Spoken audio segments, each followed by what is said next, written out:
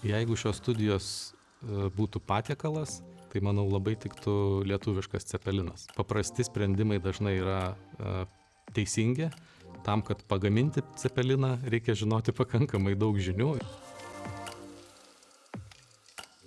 Ši programa yra orientuota į pastatų tvarumą, į poveikį, kurį pastatai daro žmonėms ir aplinkai. Mes šiuo metu jaučiam, kad ES juda tvarumo kryptim. Rinkai labai reikalingi yra specialistai, kurie išmano, kaip įvertinti pastato poveikį žmogui, aplinkai, kurioje tas pastatas yra. Tai yra labai sistemiška mąstymą ugdanti programa. Šitos programos absolventams daugiausiai pavyks užsidirbti karmos taškų, dėl to, kad jie prisidės prie tvaresnės aplinkos savo vaikams, savo anūkam. Banko sąskaitoje, manau, problemų jie tikrai neturės pabaigę šitą programą. Ką galiu jums pažadėti, kad jums niekada nekils klausimų dėl to, ar jūs dirbat prasmingą darbą. Manau, kiekvieną kartą, kai jūs prisidėsit prie projekto savo veikla, jūs matysit, kad jūs padarėt tą projektą šiek tiek geresnį, jisai yra tvaresnis, jame panaudoti geresni sprendimai, žmonės geriau jausis arba aplinkai bus padaryta mažesnė žala.